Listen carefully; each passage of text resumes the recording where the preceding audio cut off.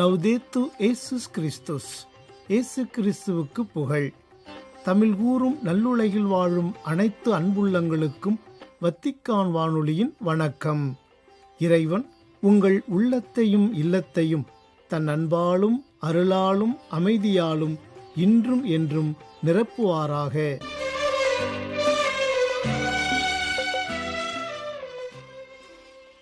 அன்பு நேயர்களே, வத்திக்கான் வானொலி இன்று உங்களுக்கு வழங்கவிருப்பவை ஞாயிறு மறைவுரை சிந்தனை மற்றும் செய்திகள்.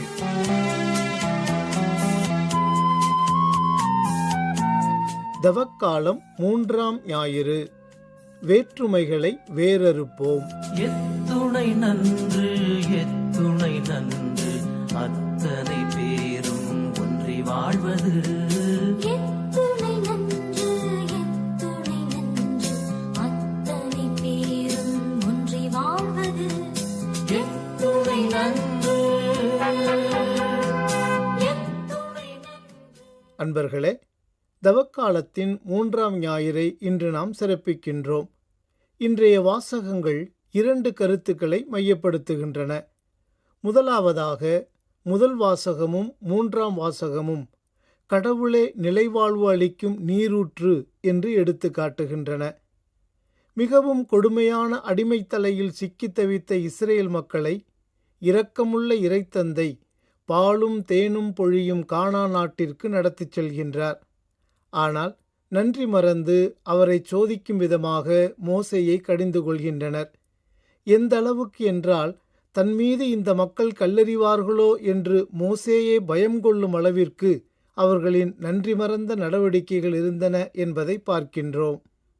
அவர்கள் ரெபிதிம் வந்தபோது அங்கு பாளையம் இறங்கினர். மக்கள் குடிக்க அங்கு தண்ணீர் இல்லை.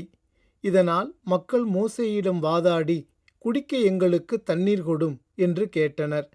மோசே அவர்களை நோக்கி, நீங்கள் என்னோடு வாதாடுவது ஏன்? ஆண்டவரை ஏன் சோதிக்கிறீர்கள் என்றார். அங்கு தண்ணீரின்றி தவித்ததால் மக்கள் மோசேயை எதிர்த்து முறுமுறுத்து, நீர் எகிப்திலிருந்து எங்களை வெளியேறச் செய்தது எங்களையும் எங்கள் பிள்ளைகளையும் கால்நடைகளையும் தாகத்தால் சாகடிக்கவா என்று கேட்டனர். மோசே ஆண்டவரிடம், இந்த மக்களோடு நான் என்ன செய்வேன்?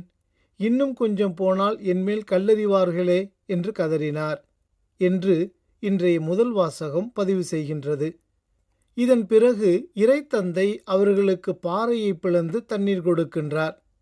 இன்றைய நற்செய்தி வாசகத்தில் சமாரிய பெண்ணிடம், இந்த தண்ணீரை குடிக்கும் ஒவ்வொருவருக்கும் மீண்டும் தாகம் எடுக்கும். நான் கொடுக்கும் தண்ணீரை குடிக்கும் எவருக்கும் என்றுமே தாகம் எடுக்காது. நான் கொடுக்கும் தண்ணீர் அதை குடிப்பவருக்குள் பொங்கி எழும் ஊற்றாக மாறி நிலைவாழ்வு அளிக்கும் என்று கூறுவதன் வழியாக இயேசு தன்னை வாழ்வளிக்கும் ஊற்றாக எடுத்து காட்டுகின்றார்.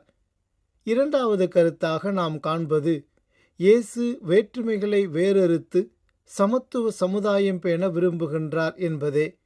அதாவது, தான் எல்லோருக்குமான மெசியா என்றும், தான் யூதராக இருந்தாலும் வேறுபாடுகளை கடந்து கடவுளின் மெசியா என்பதை ஆணித்தரமாக சமாரிய பெண்ணிடம் எடுத்துரைக்கின்றார். நமது தமிழ் சமூகத்தில் இருப்பது போன்று யூத சமுதாயத்தில் சாதிய வேற்றுமைகள் காணப்படவில்லை. அதற்கு பதிலாக தூய்மை தீட்டு என்ற வேற்றுமை நிலவியது. அதாவது, யூத இனத்திற்குள்ளேயே திருமணம் செய்து கொண்டவர்கள் அனைவரும் தூய்மையான யூதர்கள் என்றும், வேற்றினத்தாரோடு திருமணம் செய்து கொண்ட யூதர்கள் தீட்டானவர்கள், அதாவது சமாரியர்கள் என்றும் கருதி வெறுத்து ஒதுக்கப்பட்டனர். இதனை நாம் கலப்பு திருமணம் என்று அழைக்கின்றோம். இந்த கலப்பு திருமணம் என்பது பாபிலோனிய அரசன் நெபுக்கத்நேசர் எருசலேம் மீது படையெடுத்து வந்து அதனை தாக்கி இஸ்ரேல் மக்களை அவனது நாட்டிற்கு சிறைப்பிடித்து சென்றபோது தொடங்கியிருக்கலாம். அது மட்டுமன்றி, அம்மன்னன் எருசலேமை விட்டு போவதற்கு முன்பு தன்னுடன் வந்த சிலரையும் அங்கு விட்டு சென்றதாகவும், இதுவும் யூதர்கள் கலப்பு திருமணம் செய்து கொள்வதற்கு வழிவகுத்தது என்றும் வரலாறு ஏடுகள் சுட்டுகின்றன. இதன் காரணமாகவே தங்களை தூய்மையான யூதர்களாக காட்டிக்கொண்டவர்கள் சமாரியர்களை மிகவும் கொடூரமாக நடத்தினர். எந்தளவுக்கு என்றால், அவர்கள் வாழும் ஊர்கள் வழியாக செல்வதே தீட்டு என்று கருதினர். அவர்களோடு பேசுவதையும் உரையாடுவதையும் உறவாடுவதையும் தவிர்த்தனர். இதனால்தான் குடிக்க எனக்கு தண்ணீர் கொடும் என்று இயேசு சமாரிய பெண்ணிடம் கேட்டபோது, நீ யூதர், நானோ சமாரிய பெண், நீர் என்னிடம் குடிக்க தண்ணீர் கேட்பது எப்படி என்று பதில்மொழி தருகின்றார் அப்பெண். இந்த நீண்ட உரையாடலில் சமாரிய பெண் இயேசுவை முதலாவதாக சாதாரண மனிதராகவும், இரண்டாவதாக இறைவாக்கினராகவும், மூன்றாவதாக மெசியாவாகவும் கண்டுகொள்கின்றார். நான்காவதாக அங்கு வரும் சமாரியர் பலர் இயேசுவிடம் நம்பிக்கை கொண்டு அவரை மீட்பராக கண்டுகொள்கின்றனர். மேலும் சமாரிய பெண்ணுடனான இந்த நீண்ட உரையாடலில் இயேசு தன்னை ஓர் உண்மை மெசியாவாகவும் எல்லாருக்குமான மீட்பராகவும், அதாவது அனைத்துலக மீட்பராகவும் வெளிப்படுத்துகின்றார். ஒரு கொடி கிளையாய் நாம் இருக்கின்றோம், எத்துணை நன்று. அந்த ஊரே திருச்சபையில் நாம் இருக்கின்றோம், எத்துணை நன்று. ஒரு கொடி கிளையாய் நாம் இருக்கின்றோம், எத்துணை நன்று. அந்த ஊரே திருச்சபையில் நாம் இருக்கின்றோம், எத்துணை நன்று. ஒரே குடும்பமாய் நாம் இருக்கின்றோம், எத்துணை நன்று. இன்று ஒருவித அழைப்பை நாம் பெற்றுக்கொண்டோம், எத்துணை. சமாரிய பெண், கானானிய பெண், நூற்றுவர் தலைவர், நோயாளர்கள், வரிதண்டுவோர் ஆகியோருடனான தனது அணுகுமுறைகள் வழியாக தான் சமத்துவ சமுதாயம் பேணவே வந்தேன் என்பதை எடுத்து காட்டுகின்றார் இயேசு. யூதர்களால் வெறுத்தொதுக்கப்பட்ட சமாரியர் கடவுளின் பார்வையில் மிகவும் உயர்ந்தவர் என்பதை எடுத்து காட்டவே நல்ல சமாரியர் ஓமையை கையாளுகின்றார் இயேசு. அவ்வாறே 10 தொழுநோயாளர்கள் நோய் நீங்க பெறுதல் என்னும் நிகழ்வில் குணம் பெற்ற 10 பேரில் சமாரியர் மட்டுமே திரும்பி வந்து இயேசுவுக்கு நன்றி கூறுகின்றார். அவரை பார்த்து, 10 பேர்களின் நோயும் நீங்கவில்லையா? மற்ற 9 பேர் எங்கே? கடவுளை போற்றி புகழ அந்நியராகிய உம்மை தவிர வேறு எவரும் திரும்பி வர காணோமே என்றார். பின்பு அவரிடம், எழுந்து செல்லும், உமது நம்பிக்கை உமக்கு நலமளித்தது என்று கூறும் இயேசுவின் வார்த்தைகள் இதனை நமக்கு உறுதிப்படுத்துகின்றன. அந்நியராகிய உம்மை தவிர என்ற இயேசுவின் வார்த்தைகள் தங்களை மட்டுமே தூய்மையானவர்களாக காட்டிக்கொண்ட யூதர்கள் சமாரியர்களை எந்த அளவுக்கு தீண்டத்தகாதவர்களாக, அதாவது அந்நியராக கருதினர் என்பதையும் நமக்கு எடுத்து காட்டுகின்றது. அதனால்தான் இயேசு அந்நியர் என்ற வார்த்தையை இங்கே பயன்படுத்துகின்றார். இந்த நிகழ்வில் இயேசு எருசலேமுக்கு சென்று கொண்டிருந்த போது கலிலேய சமாரிய பகுதிகள் வழியாக சென்றார். ஓர் ஊருக்குள் வந்தபொழுது 10 தொழுநோயாளர்கள் அவருக்கு எதிர்கொண்டு வந்து தூரத்தில் நின்று கொண்டே, ஐயா, இயேசுவே, எங்களுக்கு இரங்கும் என்று உரக்க குரலெழுப்பி வேண்டினார்கள் என்றே பதிவு செய்கின்றார் லூக்கா நற்செய்தியாளர்.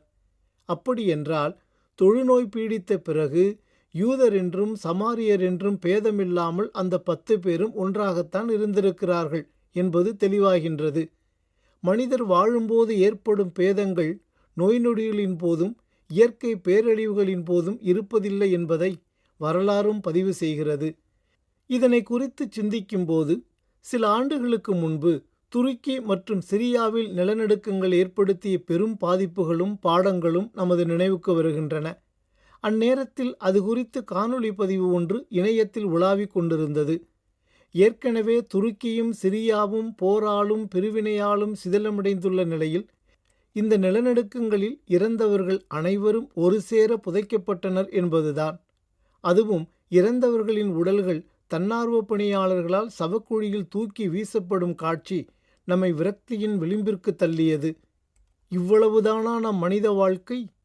இதற்காகவா இத்தனை பிரிவுகளையும் பிணக்குகளையும் சுமந்தலைந்திருக்கிறோம் என்றுதான் எண்ணத் தோன்றியது. அடக்கமாகும் வரை நாம் அடக்கமாக இருக்க கற்றுக்கொள்ள வேண்டும். சாதி, மதம், இனம், மொழி ஆகிய பேதங்களை களைந்தெறிய வேண்டும். எதுவும் எதையும் விட உயர்ந்தது அல்ல. யாரும் யாரை விடவும் உயர்ந்தவரும் அல்ல, தாழ்ந்தவரும் அல்ல. மனிதர் என்பவர் மனிதம் கொண்டிருந்தால் மட்டுமே அவர் உயர்ந்தவராக இருக்க முடியும். இல்லையேல் மண்ணுக்கு போகும்போது கண்ணீர் சிந்தக்கூட மற்றவர்கள் உடனிருக்க மாட்டார்கள் என்பதைத்தான் துருக்கியும் சிரியாவும் நமக்கு வாழ்க்கை பாடங்களாக சொல்லிக் கொடுக்கின்றன. நம் தமிழகத்தில் சாதிய வேற்றுமைகளை அழித்தொழிக்க முற்பட்டதில் பெரியாரின் பங்கு மிகவும் போற்றுதற்குரியது. அவருடைய வைக்கம் போராட்டம் இன்றும் நம்மை மெய்சிலிர்க்க வைக்கும். அன்றைய திருவிதாங்கூர் சமஸ்தானத்தின் கோட்டயம் மாவட்டம் வைக்கத்தில் சிவன் கோயிலைச் சுற்றிலும் உள்ள 4 தெருக்களில் ஈழவர் உட்பட தாழ்த்தப்பட்டோர் நடக்க தடை இருந்தது. இத்தகைய தடை கேரளா முழுவதும் நிலவியது. இத்தடையை நீக்கி அவ்வீதியில் நடக்க உரிமை வேண்டி நிகழ்ந்த சத்தியாகிரகமே வைக்கம் போராட்டம். 1924 ஆண்டு மார்ச் மாதம் 30ஆம் தேதியன்று கேரள காங்கிரஸ் ஆதரவில் தொடங்கிய இப்போராட்டம் ஏப்ரல் முதல் வாரத்திலேயே தன் போராளிகள் அனைவரையும் சிறைக்கு அனுப்பிவிட்டு தலைவர்களின்றி தத்தளித்து நின்றது. அப்போது இப்போராட்டத்தை வழிநடத்த வரும்படி காந்தி, ராஜாஜி மற்றும் பெரியாருக்கு கடிதம் எழுதினார் ஜார்ஜ் ஜோசப். முதல் இருவரும் கோரிக்கையை நிராகரித்த நிலையில் தமிழ்நாடு காங்கிரஸ் கமிட்டி தலைவரான பெரியார் கேரள அழைப்பை ஏற்று வைக்கம் சென்றார். தமிழ்நாடு காங்கிரஸ் கமிட்டி தலைவர் என்ற அந்தஸ்திலேயே அவர் சென்றதால் தலைமை பொறுப்பை தற்காலிகமாக ராஜாஜியிடம் ஒப்படைத்துவிட்டு சென்றார். பெரியார் வைக்கம் சென்ற 1924ஆம் ஆண்டு ஏப்ரல் 13ஆம் தேதி முதல் 1925ஆம் ஆண்டு நவம்பர் 29ஆம் தேதி வரை அவர் தலைமையில் வெற்றி விழா நிகழ்ந்தது வரையிலான காலத்தில் பெரியார் இப்போராட்டத்துக்கு பெரிதும் பங்களித்தார். எந்த நாட்டு குயிலின் கூட்டமும் பாடும் பாடல் கூக்கு, எந்த நாட்டு கிளிகள் பேச்சிலும் கொஞ்சம் மழலை உண்டு. சாதி என்ன கேட்டுவிட்டு தென்றல் நம்மை தொடுமா?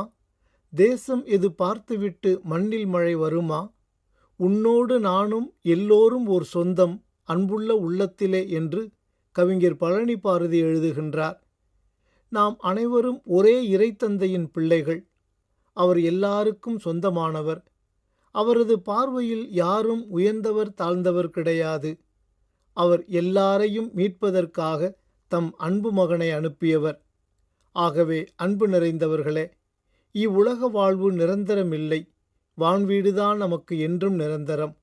அதுவே நமக்கு நிலைவாழ்வு அருளும் இடம் என்பதை எடுத்துக்காட்டி வேற்றுமைகளை வேறறுத்து சமத்துவ சமுதாயம் பேண நம்மை அழைக்கிறார் இயேசு என்பதை உணர்வோம். நிலையற்ற இவ்வுலகில் நிலையான இறைவனை பற்றி கொண்டு வாழ்வோம். அதற்கான இறையருளை இறைவனிடம் இந்நாளில் கேட்டு மன்றாடுவோம்.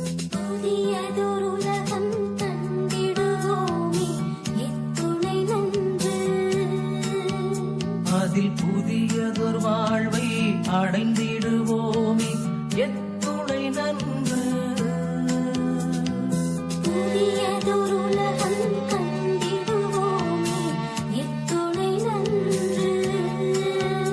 அதில் புதியதொரு வாழ்வை அடைந்திடுவோமே, எத்துணை நன்று.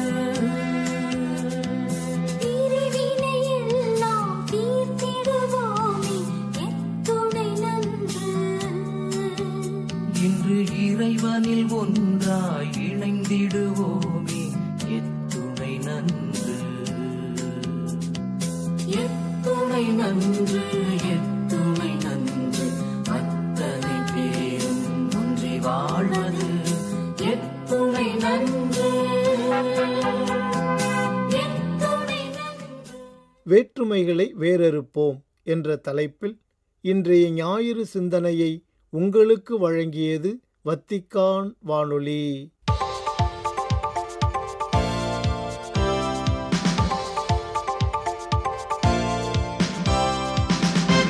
செய்திகள். உண்மையான அமைதி என்பது அரசியல் ஒப்பந்தங்கள் அல்லது தூதரக உறவுகள் அல்லது இராணுவ உத்திகளிலிருந்து மட்டுமல்ல, மனத்தாழ்மையுடன் வாழ துணிவு காணும் ஆண்கள் மற்றும் பெண்களிடமிருந்து பிறக்கிறது என்று கூறினார் கப்புச்சின் சபையைச் சேர்ந்த அருள்பணியாளர் ராபர்த்தோ பசோலினி. மார்ச் 6 வெள்ளிக்கிழமை அன்று திருத்தந்தை 6ஆம் பவுல் அரங்கில் தனது முதல் தவக்கால தியான சிந்தனைகளை வழங்கிய போது இவ்வாறு கூறினார் திருத்தந்தையின் இல்ல மறைவுரையாளர் அருள்பணியாளர் பசோலினி. இந்நிகழ்வில் திருத்தந்தை 14ஆம் லியோ அவர்கள் கலந்து கொண்டார். ஒருவர் கிறிஸ்துவோடு இணைந்திருக்கும் போது அவர் புதிதாக படைக்கப்பட்டவராய் இருக்கிறார் என்ற தலைப்பை கருப்பொருளாக கொண்டு இவ்வாண்டிற்கான தவக்கால தொடர் சிந்தனைகளை வழங்கி வருகிறார் அருள்பணியாளர் பசோலினி. மனமாற்றம், மனத்தாழ்மையின் பாதையில் ஆண்டவராகிய இயேசுவை பின்பற்றுதல் என்ற தலைப்பில் அமைந்த அருள்பணியாளர் பசோலினி அவர்களின் முதல் தியான உரை நமது தொடர்ச்சியான ஆன்மீக மாற்றத்தில் மனத்தாழ்மையின் முக்கியத்துவத்தை வலியுறுத்தியது. மோதல்களாலும் துன்பங்களாலும் சூழப்பட்ட உலகில் உண்மையான அமைதி என்பது அரசியல் அல்லது இராணுவ தீர்வுகளிலிருந்து பிறக்கவில்லை. மாறாக மனத்தாழ்மையை தழுவி வன்முறையை கைவிட்டு ஆதிக்கத்திற்கு பதிலாக உரையாடலை தேர்ந்தெடுக்கும் தனிநபர்களின் துணிவிலிருந்தே பிறக்கிறது என்று எடுத்து காட்டினார் அவர். மேலும் கடவுளின் அருளுக்கு ஆழமான நெருக்கமான வெளிப்பாடாகவும் நமக்குள் இறை உருவத்தை எழுப்புவதாகவும் நற்செய்தி அடிப்படையிலான மனமாற்றத்தை தனது உரையில் விவரித்தார் அருள்பணியாளர் பசோலினி. அசிசி நகர் புனித பிரான்சிஸின் தவம் பற்றிய படிப்பினைகளிலிருந்து தனது சிந்தனைகளை பகிர்ந்து கொண்ட அவர், மனமாற்றம் என்பது தன்னம்பிக்கை பற்றியது அல்ல, மாறாக கடவுளிடம் தொடர்ந்து திரும்புவது, நலமாக்குதல் மற்றும் இரக்கத்தை தேடுவது என்று விளக்கினார். மனத்தாழ்மைக்கும் மனமாற்றத்திற்கும் இடையிலான இன்றியமையாத தொடர்பை எடுத்துரைத்த அருள்பணியாளர் பசோலினி அவர்கள் புனித பிரான்சிஸ் அசிசியாரை எடுத்துக்காட்டி மனத்தாழ்மையை தழுவுவதன் வழியாகத்தான் உண்மையான மகத்துவம் வருகிறது என்று குறிப்பிட்டார். கிறிஸ்தவ பணிவு நம்மை சிறியவர்களாக்காது, மாறாக கடவுளின் விருப்பத்துடன் நம்மை இணைப்பதன் மூலம் நமது உண்மையான மகத்துவத்தை மீட்டெடுக்கிறது என்பதை விசுவாசிகளுக்கு நினைவூட்டினார் அருள்பணியாளர் பசோலினி. குறிப்பாக மோதல்களின் போது கிறிஸ்துவின் தாழ்மையான அன்பின் முன்மாதிரியை பின்பற்ற விசுவாசிகளுக்கு அழைப்பு விடுத்து புனித பிரான்சிஸ் அசிசியாரின் இறைவேண்டலுடன் இன்றைய நாள் தியான உரையை நிறைவு செய்தார் அருள்பணியாளர் பசோலினி. ஈரானின் தலைநகர் தெஹ்ரானில் அதிகரித்து வரும் வன்முறை மற்றும் அது குழந்தைகள் மீது ஏற்படுத்தியுள்ள பேரழிவை குறித்து தனது ஆழ்ந்த கவலையை தெரிவித்துள்ளது யுனிசெஃப் நிறுவனம். தொடர்ந்து இப்பகுதி முழுவதும் தீவிரமடைந்து வரும் இராணுவ தாக்குதல்களால் இதுவரை ஏறத்தாழ 180 குழந்தைகள் கொல்லப்பட்டுள்ளதாகவும் மேலும் பலர் காயமடைந்துள்ளதாகவும் அண்மைய அறிக்கைகள் உறுதிப்படுத்தியுள்ளன. இந்த கொடூரமான தாக்குதல்கள் மோதல் நிலவும் பகுதிகளில் குழந்தைகளின் பாதுகாப்பற்ற சூழலை வெளிக்காட்டுகின்றன என்று குறிப்பிட்டுள்ள அதன் அறிக்கை, பாதிக்கப்பட்ட குடும்பங்கள் மற்றும் சமூகங்கள் மீது இது நீண்டகால மன உளைச்சலையும் ஆழமான பாதிப்பையும் ஏற்படுத்தும் என்று எச்சரித்துள்ளது. மோதல்கள் நிலவும் காலங்களிலும் குழந்தைகளையும் கல்வி நிறுவனங்களையும் பாதுகாக்க வேண்டும் என்பது அனைத்துலக மனிதநேய சட்டத்தின் கடமையாகும் என்றும் கல்வி நிலையங்கள் எப்போதும் பாதுகாப்பான புகலிடங்களாக இருக்க வேண்டும் என்றும் அவ்வறிக்கை வலியுறுத்தியுள்ளது. பொதுமக்களின் உயிர்களை, குறிப்பாக குழந்தைகளின் உயிர்களை பாதுகாப்பதற்கும் போரின் கோரப்பிடியிலிருந்து அவர்களை காப்பதற்கும் அனைத்துலக சட்ட கடமைகளுக்கு அனைத்து தரப்பினரும் கட்டுப்பட வேண்டும் என்றும் கேட்டுக்கொண்டுள்ளது யுனிசெஃப் நிறுவனம். பெண்களின் கல்வி மற்றும் வேலைவாய்ப்புகளை தொடர்ந்து பாதித்து வரும் பாலின பாகுபாடுகளை சிறுவயதிலிருந்தே களைய வேண்டியதன் அவசியத்தை வலியுறுத்தி சேவ் த சில்ட்ரன் எனப்படும் உலகளாவிய குழந்தைகள் நல அமைப்பு அனைத்துலக பெண்கள் தினத்தை கொண்டாடியுள்ளது.